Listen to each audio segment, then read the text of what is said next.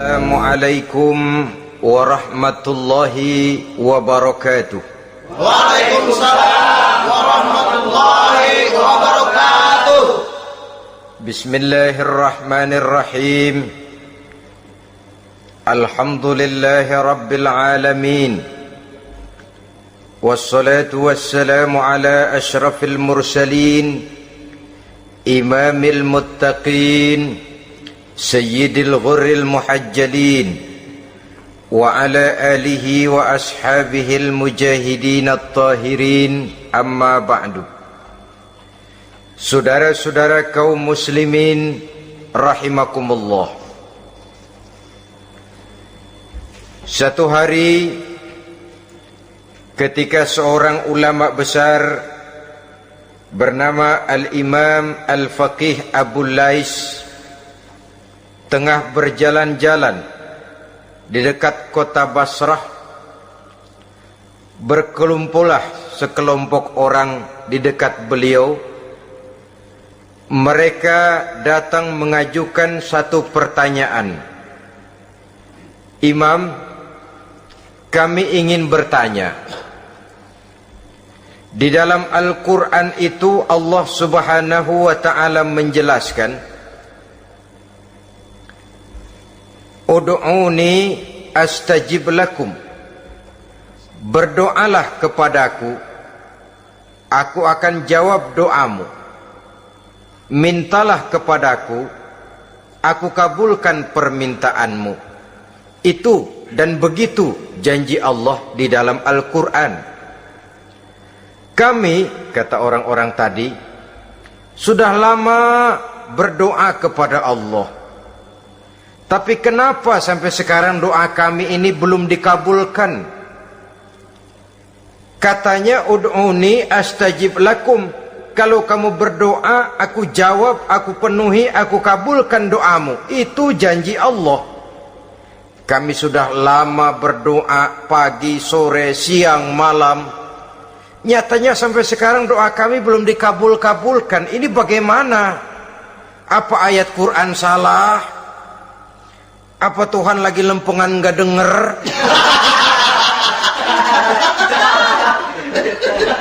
Apa doa kami yang terbalik? Kelihatannya sepele saja ini. Doa tidak didengar oleh Allah. Permohonan tidak dijawab, tidak dikabulkan oleh Allah. Tapi sebenarnya kalau kita mau merenung, kemalangan apa yang paling besar dalam kehidupan ini, selain daripada kalau permohonan dan doa kita sudah tidak dihiraukan oleh Allah.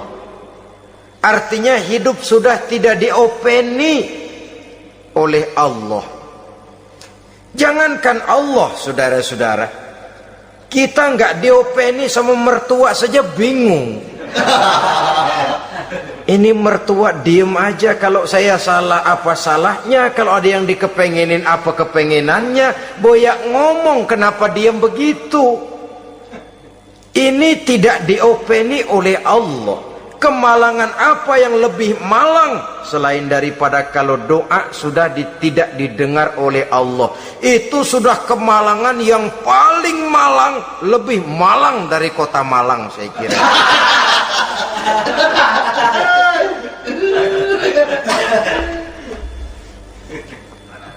Menghadapi pertanyaan ini, Imam Al-Faqih Abu Lais senyum. Lalu beliau berkata, tuan-tuan, tahu kenapa doa tuan-tuan tidak dijawab, permohonan tidak dikabulkan? Allah sudah tidak memperdulikan tuan-tuan ini. Kami tidak tahu, Imam, maka kami bertanya. Begini, hati tuan-tuan itu mati. Dari hati yang mati, channel tidak nyambung kepada Allah. Dari channel yang putus tidak ada getaran strom, bagaimana akan timbul gejala?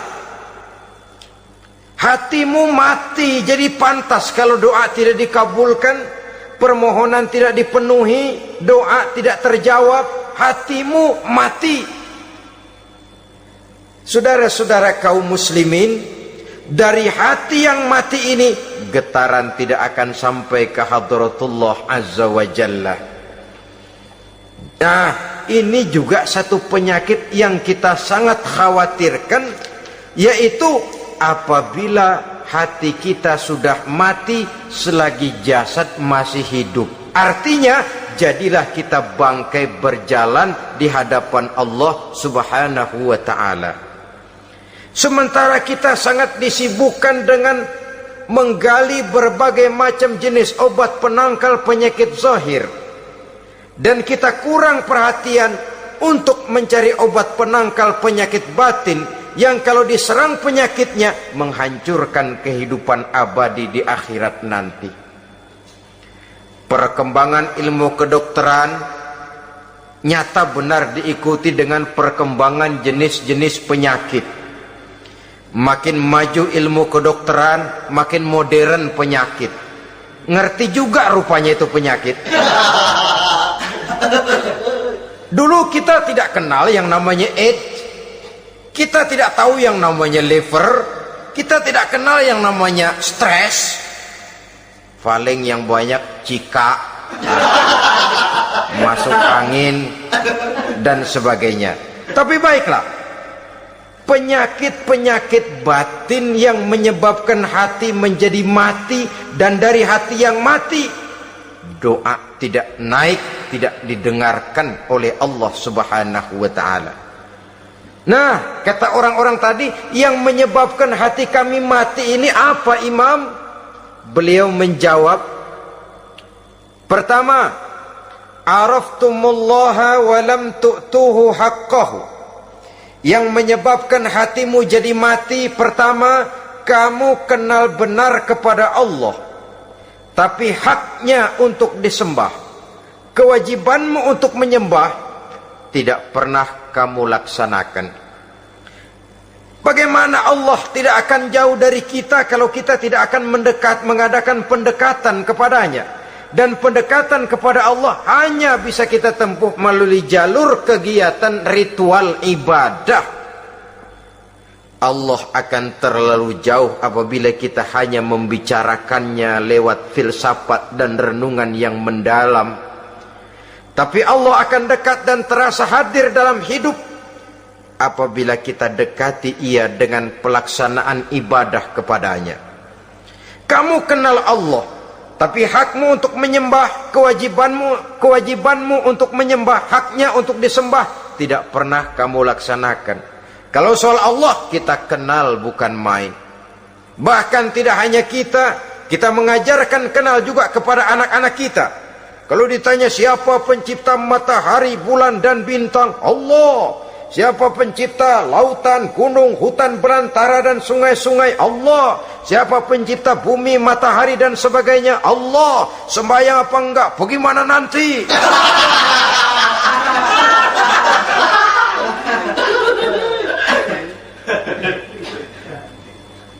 Tanpa pendekatan Allah akan jauh. Apabila Allah jauh, maka doa tidak akan didengarkan olehnya. Oleh sebab itu, logika mengajarkan kepada kita, berpayahlah dulu, wa mal ladzatu illa ba'da ta'ab, innama al-usri yusra. Di balik kesulitan menunggu kemudahan. Nikmat baru akan terasa, kelezatan hidup baru akan terasa setelah kita jerih payah banting tulang peras keringat. Rasanya memang lebih nikmat sepotong singkong hasil cucuran keringat sendiri ketimbang roti dijejelin orang. Ini berarti kita ingin mohon pertolongan kepada Allah, sementara dengan Allah sendiri kita jauh. Sama saja dalam kehidupan kita analoginya, saudara-saudara.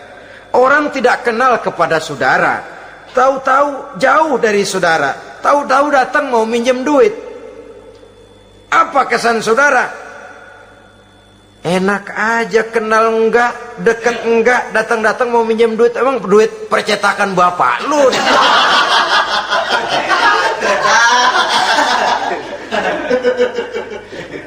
Sedangkan yang kita kenal, sedangkan yang kita bertemu tiap hari, Sedangkan yang sering datang ke tempat kita, kalau satu saat dia pinjam duit, toh kita kadang-kadang masih mikir. Apalagi datang nggak pernah, berkunjung nggak pernah, ngobrol nggak pernah, apalagi kenal juga nggak pernah, datang-datang mau minta. Macam apa? Datang nemuin Tuhan setahun 2 kali, Idul Fitri doang sama Idul Adha. Doa cerewet banget, apa aja diminta.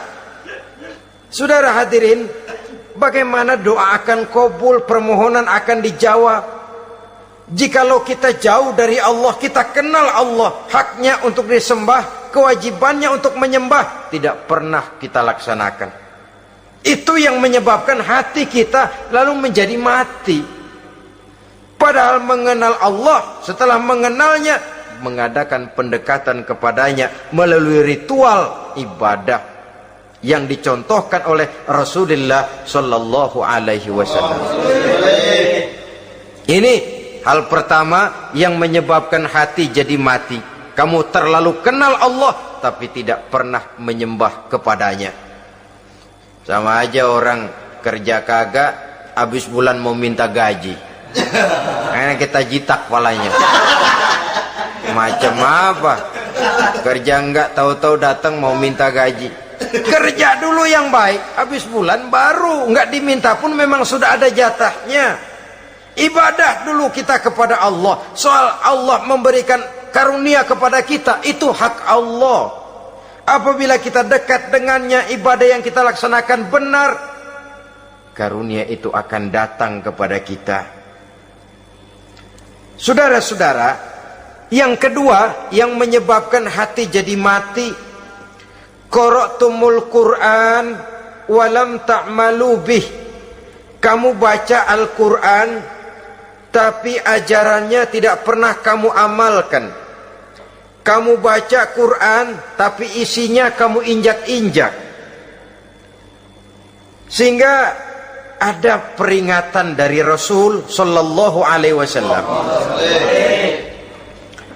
Beliau bersabda, "Iza azzamat ummatid dunya wa fi riwayatin dinaron wa dirhaman nuzi'at minha haibatul Islam. Wa iza turikatil amru bil ma'rufi wan nahyu 'anil munkari hurimat 'alaihim barakatul wahyi.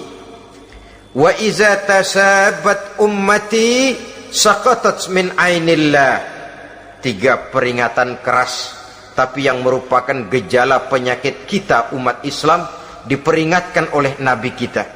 Pertama, iza azzamat ummatid dunya, apabila umatku telah terlalu mengagung-agungkan dunia, apabila umatku telah jatuh menjadi umat yang materialistis, segalanya diukur dari sudut keduniaan saja, nuzi'at minha haibatul Islam, maka akan dicabutlah dari mereka kehebatan agama Islam.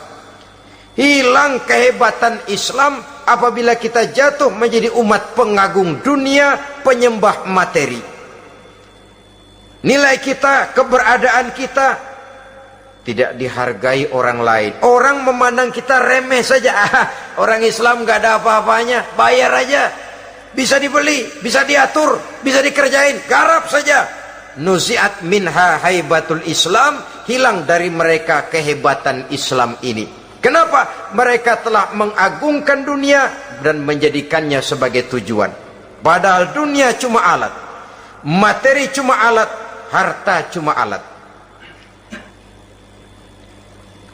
Yang kedua, wa iza turikatil amru bil ma'rufi wan nahyu 'anil munkari hurimat 'alaihim barakatul wahyi.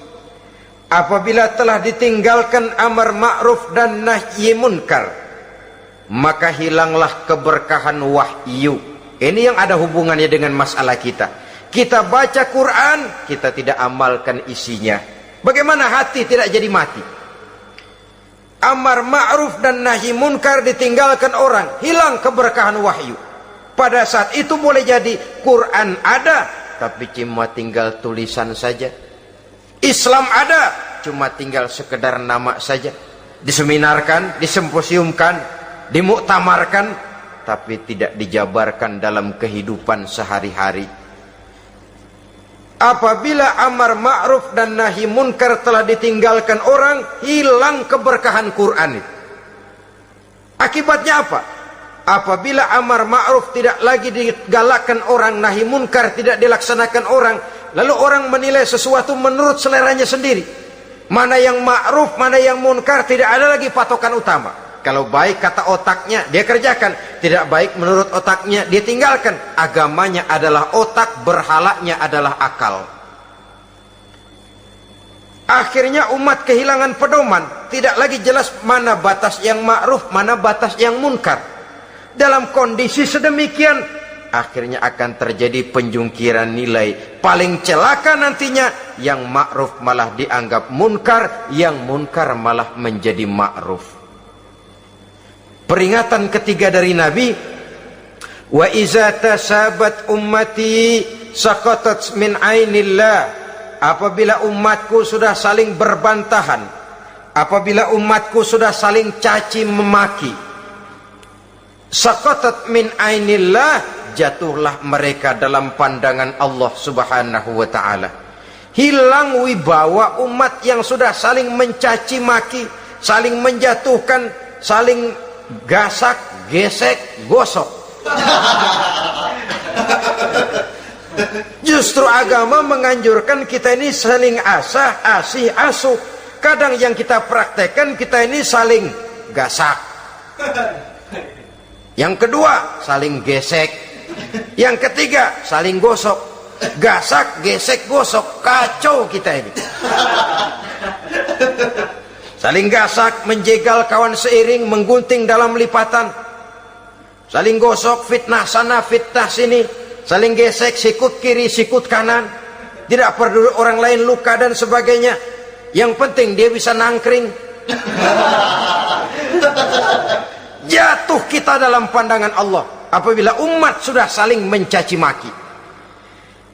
Maka kita kembali kepada persoalan hal kedua yang menyebabkan hati jadi mati, qara'tumul Qur'an walam ta'malu bih. Kita baca Al-Qur'an tapi ajarannya nyaris tidak kita amalkan di dalam kehidupan kita. Akibatnya hati lalu jadi mati. Itu yang kedua.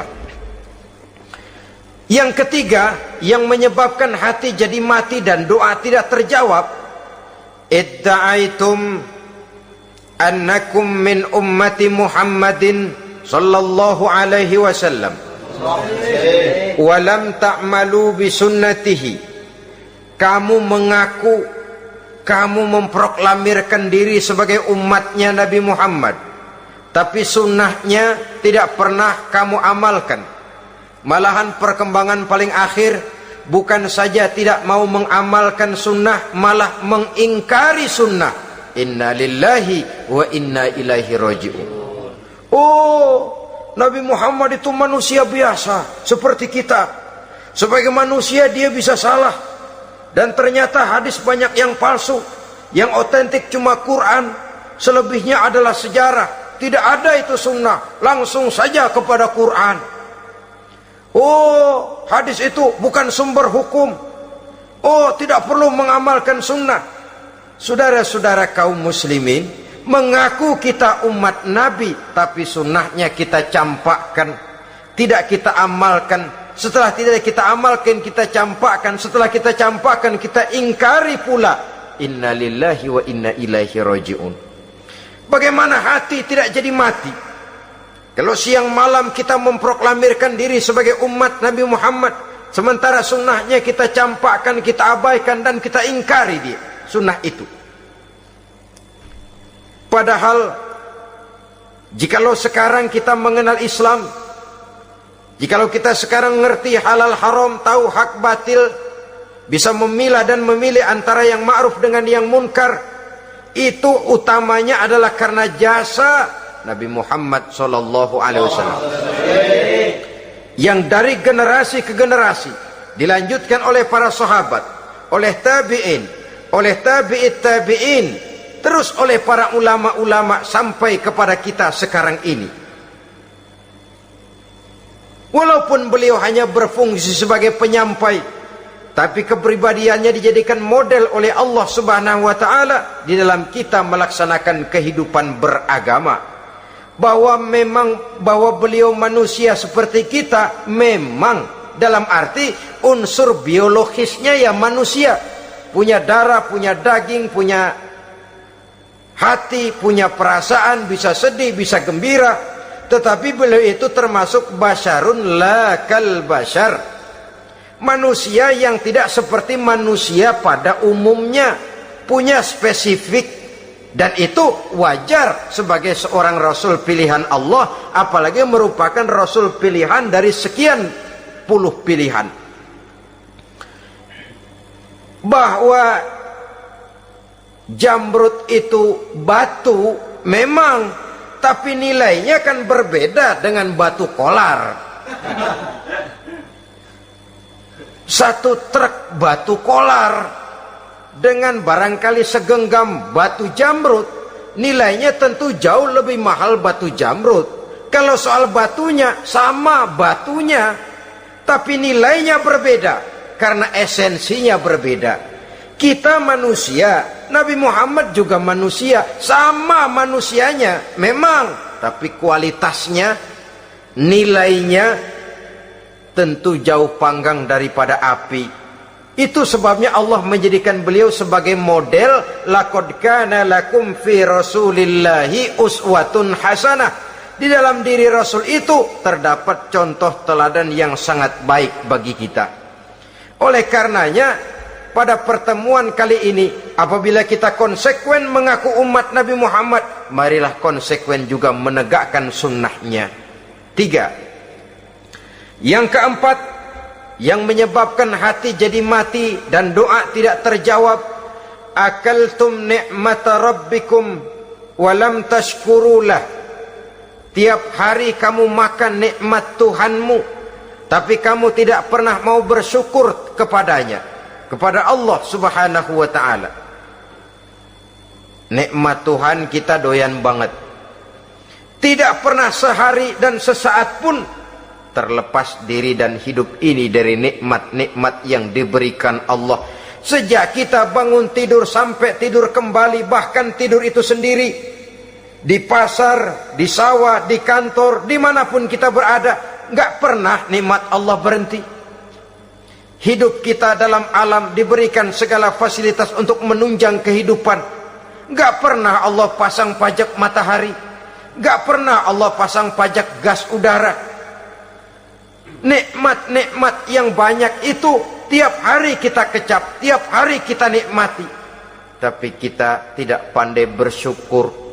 Padahal Allah memberikan peringatan keras dalam hadis qudsinya, man lam yashkur ala na'mai wa lam yasbir ala balai falyakhruj min tahti samai wal yatlub rabban siwaya.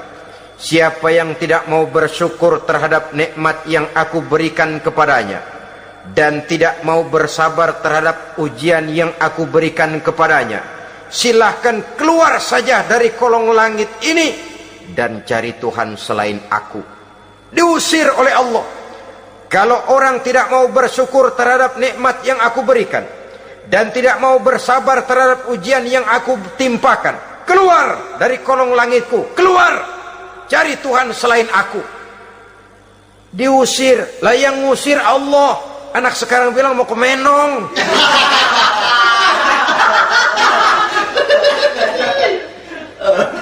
Kalau diusir kita dari Jakarta, masih bisa pindah ke Bandung. Diusir kita dari Bandung, bisa pindah ke Jogja, Solo. Diusir kita dari Indonesia, bisa pindah ke Singapura, Malaysia. Diusir dari kolong langit, mau cari langit mana lagi? Kalau kau tidak mau mensyukuri nikmatku, tidak sabar terhadap ujian yang aku berikan kepadamu, keluar saja, keluar dari kolong langitku ini, cari Tuhan selain aku. Kalau istilah kita mah Tuhan, udah jengkel banget udah itu. Nikmatku, yang nikmat yang aku berikan kau makan, tapi kepadaku engkau tidak pernah mau bersyukur. Saudara-saudara kaum muslimin rahimakumullah, wajar. Kita dulunya tidak ada, sekarang ada, nikmat. Susunan biologis manusiawi kita demikian cantik, nikmat. Tinggal di bumi, fasilitas yang kita perlukan disediakan, tinggal kemampuan kita mengelolanya, nikmat. Diberikan kita otak yang membedakan kita dengan binatang, nikmat. Diberikan kita agama, diutus para rasul untuk jadi model dalam kehidupan kita, nikmat. Kalau cara kita emang kurang apa sih? Apa yang kurang, hai manusia? Engkau tidak ada, aku adakan. Kalau aku perintahkan kau tinggal di bulan, mungkin kau tidak akan sanggup hidup. Begitu lahir juga kelepok-kelepok habis. Ya nggak ada HO2 toh di bulan, mau ngisap apa? Aku tinggalkan kau, aku perintahkan tinggal di permukaan bumi. Alamnya indah, fasilitas serba menunjang. Nikmati semuanya, semuanya untuk kamu, semuanya. Satu pintaku, syukuri nikmat yang aku berikan kepadamu. Ya bukan cuma syukur dalam ucapan, syukur dalam perbuatan. Banyak nikmat yang diterima, makin banyak dia sujud, makin banyak dia ruku, makin banyak dia mengadakan pendekatan kepada Allah. Syukur dalam artian berupa tindakan dan perbuatan, mempergunakan nikmat sesuai dengan kehendak yang memberikan nikmat itu sendiri kepada kita. Saudara-saudara kaum muslimin rahimakumullah, ini penyakit yang keempat.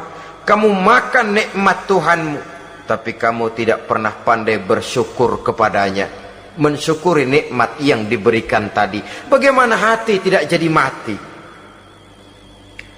Kita sibuk mempersolek jasmani, mencari obat penangkal penyakit zahir. Maka yang ramai di zaman sekarang, saudara lihat, salon, fitness, senam, macam-macam jenis. Tidak ada salahnya dan tidak ada jeleknya. Tapi kalau itu sampai melupakan kita kepada memperindah batin, memperbaiki jiwa, artinya bukankah kita perlahan tapi mempersiapkan diri menjadi bangkai berjalan di hadapan Allah? Dengan operasi plastik, yang pesek jadi mancung, yang sipit jadi belok, kulit keriput jadi kencang,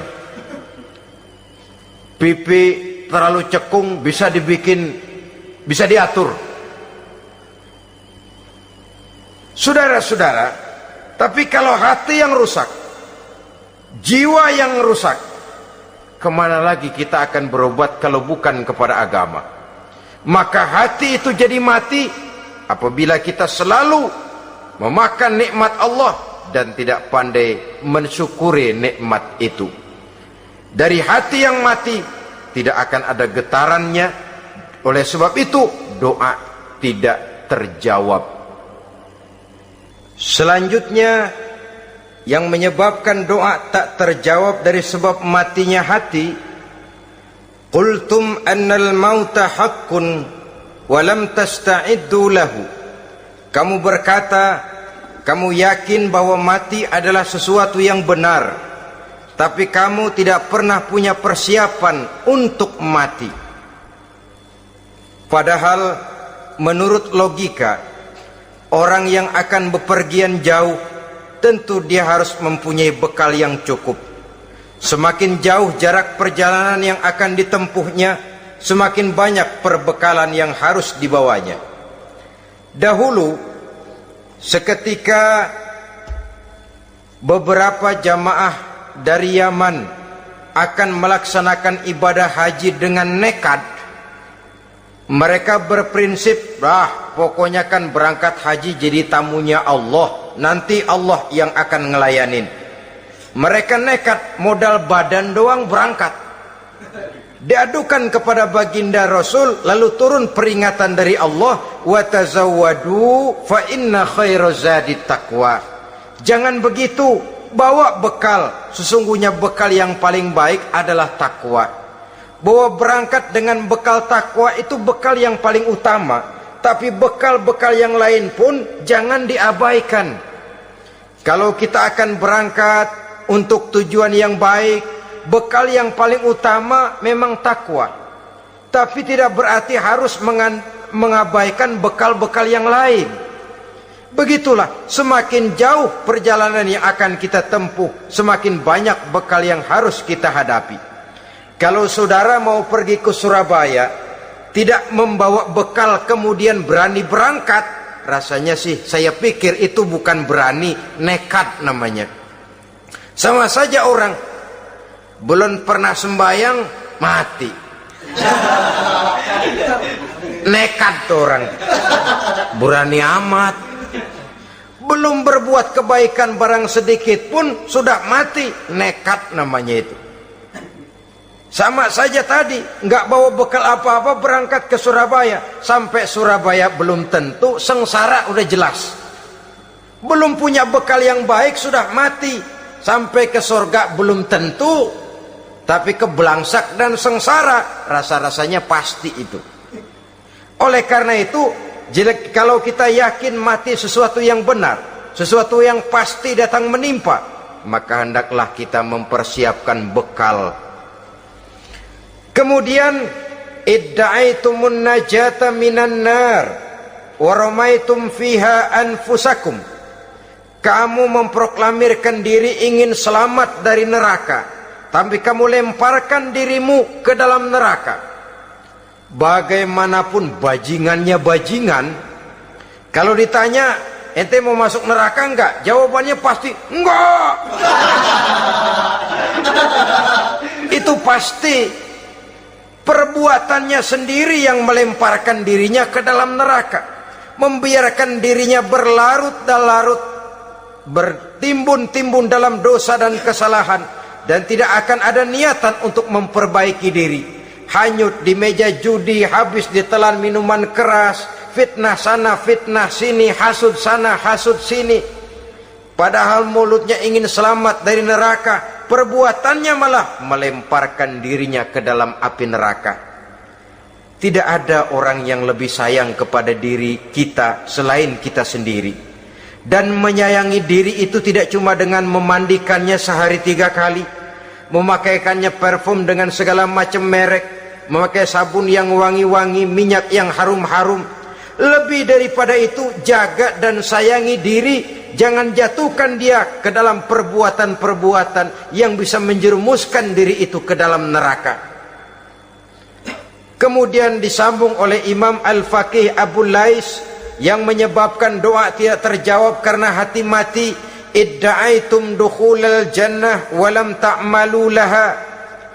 Kamu ingin masuk surga, tapi kamu berat mengamalkan perbuatan yang bisa menyampaikan kamu ke surga. Semua kita kalau ditanya mau masuk surga, mau. Tapi jarang yang berlomba melakukan perbuatan-perbuatan yang bisa menyampaikan kita ke surga. Kemudian yang terakhir kata Imam Al-Faqih Abu Lais, dafantum mautakum walam ta'tabiru laha.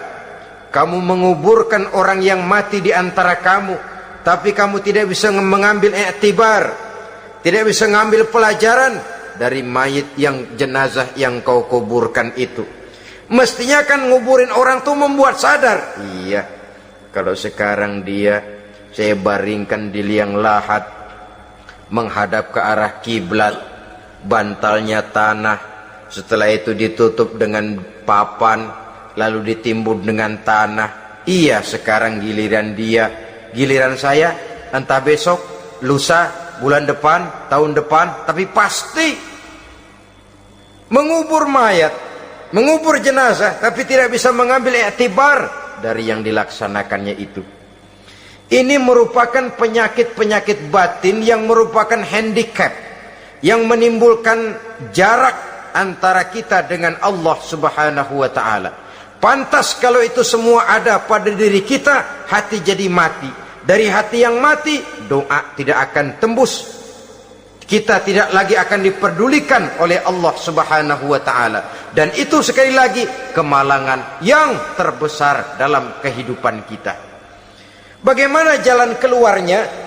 Pertama, memperbaiki batin kita, menyelamatkan diri daripada penyakit-penyakit yang bisa mematikan hati seperti yang sudah saya sebutkan tadi. Yang kedua, berdoa dengan adab, sehingga tata cara di dalam kita bermohon kepada Allah Subhanahu wa taala dibicarakan secara khusus oleh Al-Imamul Ghazali dalam kitab Ihya beliau yang disebut adabud doa. Adab di dalam kita melaksanakan doa kepada Allah Subhanahu wa taala. Setelah batin ini bersih dari penyakit-penyakit hati yang bisa menyebabkan hati jadi mati, berdoalah kita kepada Allah. Bagaimana adabnya? Kata Imamul Ghazali rahimahullah, yang pertama, hendaklah ia di dalam berdoa itu memilih waktu yang mulia. Minal awqatis syarifah, kata beliau, memilih waktu-waktu yang punya nilai mulia. Ramadan dalam 1 tahun, Jumat dalam tiap minggu, sepertiga malam yang akhir pada setiap hari, waktu-waktu yang punya nilai mulia. Walaupun misalnya saudara berdoa pada hari Kamis, tidak ada halangannya Allah mau kabulkan. Ini tidak berarti bahwa kalau sudah berdoa hari Jumat lalu hari Kamis tidak mau berdoa, tidak. Lebih memilih mengintai waktu-waktu yang punya nilai mulia. Lailatul Qadar sekali dalam setahun, waktu-waktu yang punya nilai mulia. Logikanya begini, saudara-saudara, kalau kita datang ke rumah seseorang, tujuan utama kita minjem duit, yang paling pertama kita perhitungkan tanggal berapa nih? Kan itu toh, tanggal berapa? Kalau tanggal 20 atuh minjem duit, orang lagi ngap-ngapan, boro-boro dia bisa minjemin, dia sendiri mungkin lagi pusing. Kita lebih dulu kita amatin tanggal berapa nih? Yang enak sore apa siang? Jam 2. Jam 2 dia baru pulang dari kantor, tapi giliran tidur. Kalau dia tidur dibangunin, datang mau minjem duit, kagak dimaki-maki sudah kebagusan deh. Kan kita lihat waktunya, timingnya, kata orang sekarang. Tanggal berapa, sore apa malam, apalagi gulem apa terang bulan. Itu semua sudah kita atur sedemikian rupa, memilih waktu. Yang kedua, kata Imamul Ghazali, memilih keadaan yang istimewa. Kalau tadi soal waktu, yang kedua soal keadaan. Ada situasi-situasi di mana doa itu diijabah oleh Allah Subhanahu wa taala. Di antaranya kata Imam Abi Hurairah, "Inda zahbis sufuf fi sabilillah." Pada waktu mengatur barisan perang membela agama, di situ doa kabul. Inda nuzulil ghais, ketika turun gerimis, di situ doa makbul. Inda iqamis shalah, ketika salat mau didirikan, riwayat lain bainal azan wal iqamah, antara azan dan qomat, di situ doa makbul. Itu memilih keadaan-keadaan. Kemudian yang ketiga, kata beliau, berdoa menghadap kiblat. Ya, apa kalau doa madhab mudik Tuhan gak tahu? Tahu. Tuhan gak dengar? Dengar. Cuma lebih etis. Lebih etis kalau kita berdoa menghadap ke arah kiblat. Saudara-saudara kaum muslimin rahimakumullah. Yang keempat, hifdzus saut, menyederhanakan suara. Tidak terlalu keras, juga tidak terdengar orang lain, apalagi kalau doa kita diaminkan oleh orang lain. Tidak usah terlalu keras. Kenapa? Karena Allah yang kita meminta kepadanya bukan zat yang tuli, bukan zat yang buta, bukan zat yang tidak dengar, bahkan dia maha dengar. Juga tidak terlalu seperti orang berbisik-bisik, apalagi kalau doanya doa bersama-sama. Tapi kadang-kadang terdorong oleh husnuzon dari para makmum saja. Tidak peduli apa yang dibaca oleh imam, yang kedengaran cuma amin aja gerengan. Amin, amin, amin, amin, amin, amin.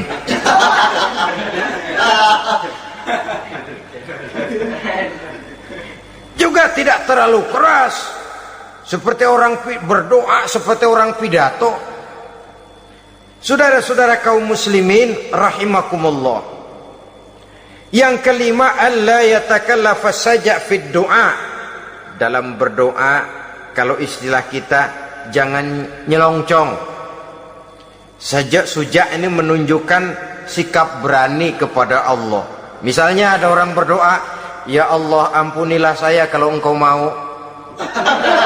Kalau Allah mau. Kasihanilah saya ya Allah kalau engkau mau. Itu doa orang songong. Atau sama saja, ya Allah berilah saya rezeki dikit aja. Emang kenapa pakai begitu?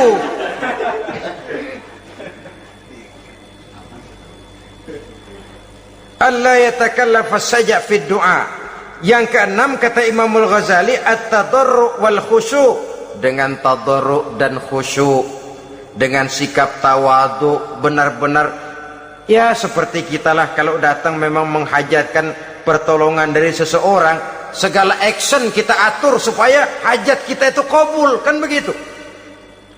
Kadang-kadang istilah orang kalau perlu ngesor mah ngesor dah, yang penting permintaan dikabulkan, gitu saja.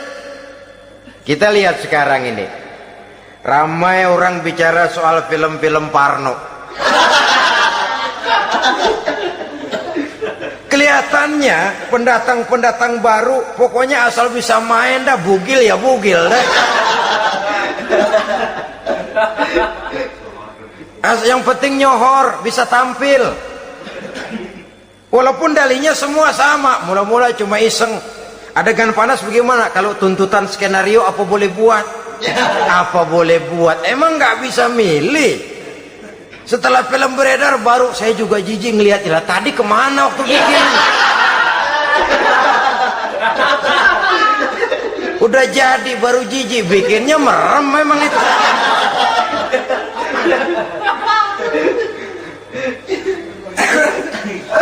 Tapi ada satu analogi, asal bisa main, asal bisa tampil di layar, apa saja jadi taruhan sudah, bugil ya bugil dah, nggak soal dah, pokoknya bisa main, tampil, nyohor, masuk koran.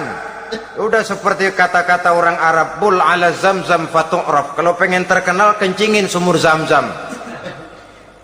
Artinya apa? Bikin yang aneh-aneh, yang orang nggak kerjain, ntar ngetop. Yang ngetop lempengan jeleknya. Sumur Zamzam dikencingin, kan nyohor itu. Sedunia orang kenal. Kenapa? Gila.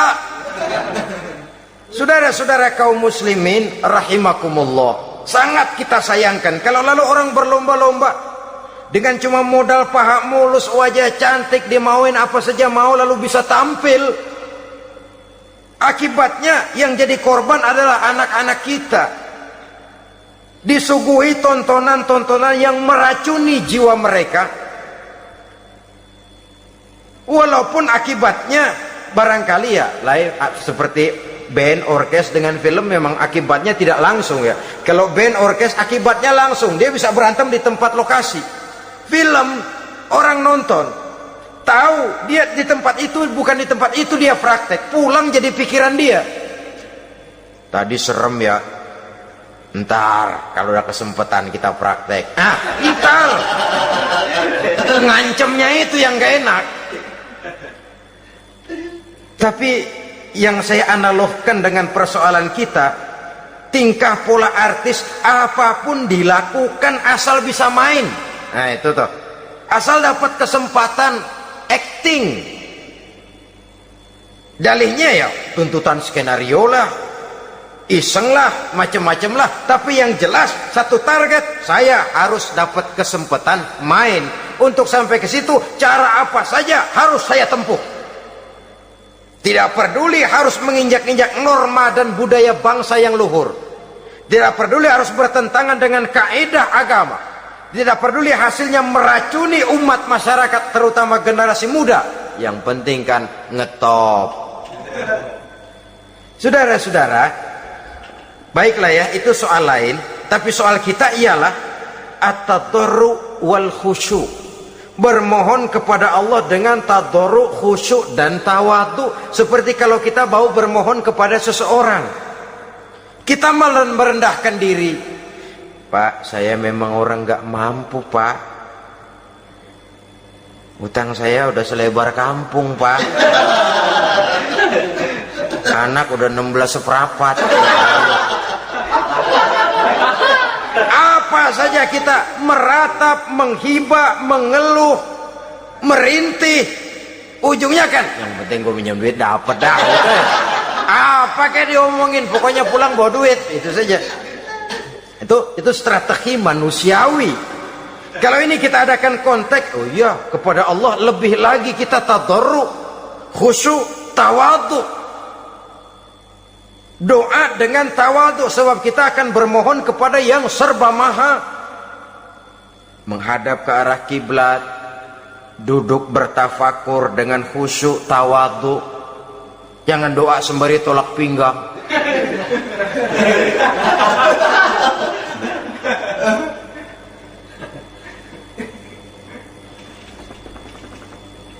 Yang ketujuh, kata Imamul Ghazali, ayyujzimad du'a wa yuqina bil ijabah. Hendaknya dia menjazamkan doanya itu dan yakin bahwa doanya akan dikabulkan oleh Allah. Sebab kata Nabi, innallaha la yaqbalu du'aan min qalbin ghafilin lahin. Allah subhanahu wa ta'ala tidak akan menerima doa dari hati yang lalai dan main-main. Doa ke orang ogah-ogahan.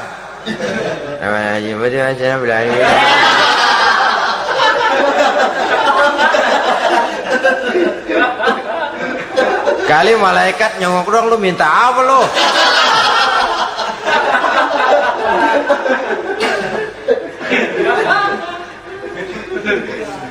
Seperti tadi itu, kita datang mau minjem duit sama orang, ngomongnya ogah-ogahan. Minjem duit dikasih syukur enggak, ya udah. Ya enggak dah, enggak dikasih sudah. Kenapa? Mintanya begitu, enggak serius dan enggak yakin bahwa doanya akan dikabulkan. Kalau kita sudah punya keyakinan, jangan-jangan doa saya enggak diterima Allah. Enggak. Ana, kata Allah, ana inda zanni abdi bi. Aku sih bagaimana menurut sangka hambaku kepadaku saja. Kalau sangkanya baik, aku baik. Kalau sangkanya doanya dikabulkan, aku kabulkan. So itu doa harus dengan pasti dan harus dengan yakin doa itu akan dikabulkan dan meluruskan harapan, membenarkan cita-cita, meluruskan maksud apabila doa itu dikabulkan oleh Allah Subhanahu wa ta'ala. Saudara-saudara, oleh karenanya jangan doa setengah hati. Jangan berdoa sambil main-main. Apalagi menghadap kiblat dengan dua tangan terangkat sebagaimana dicontohkan oleh Rasulullah sallallahu alaihi wasallam.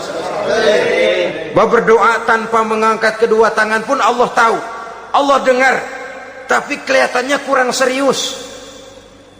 Seolah-olah terserah ada Tuhan, mau dikasih ya kasih, enggak ya udah. Seolah-olah kita tidak serius dalam berdoa. Kemudian yang berikutnya, kata Imamul Ghazali, ayyaftatahad du'a bi zikrillah fala yabda'u bisu'al. Hendaknya dia mulai berdoa itu dengan menyebut nama Allah, berzikir kepada Allah. Fala yabda'u bisu'al, jangan langsung memulai dengan permintaan. Ini tata krama etisnya. Sama juga orang kirim surat, salam sejahtera kami haturkan, padahal mah nggak ada itu juga nggak apa-apa. Itu kan maksud mukaddimah saja. Besar harapan kami semoga Bapak dan sekeluarga di sini pun berada dalam keadaan sehat walafiat. Selanjutnya kami telah dengar dari berbagai teman tentang kedermawanan Bapak, tentang bantuan Bapak di berbagai bidang yang menyangkut sosial pendidikan. Sehubungan dengan itu maka kami bermaksud mengajukan permohonan. Baru masuk itu mah 15 kalimat kesonoin, urusan lain. Intinya sehubungan dengan itu kami bermaksud memohon kepada Bapak. Kita mulai. Salam sejahtera kami haturkan, bersama ini pula kami macam-macam lah. Sama juga seperti tadi itu. Kita datang mau minjem duit. Datang karena kita tahu datang habis bulan. Malam terang bulan. Udaranya sejuk. Ngobrol lah kita. Dapat teh. Apa kabar Pak? Baik. Aduh Bapak sih untung dah Pak, kayak pemurah lagi. Saya tahu Bapak banyak nyumbang di mana-mana. Di Angon aja tuh orang di Angon.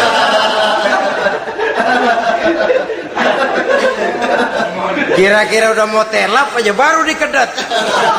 Ngomong-ngomong Pak, nah mulai nih kalau udah ngomong dah tuh mulai. Baru masuk. Jadi etisnya berdoa itu dimulai dengan zikrullah. Karena itu umumnya dimulai dengan Alhamdulillahi Rabbil Alamin. Kita puji dulu Allah. Alhamdulillahi Rabbil Alamin hamdan yuwafi ni'amahu wa yukafi'u mazidah. Kita puji dulu Allah. Seperti orang tadi lah. Kita puji dulu kebaikannya. Walaupun pada akhirnya kita minjem duitnya.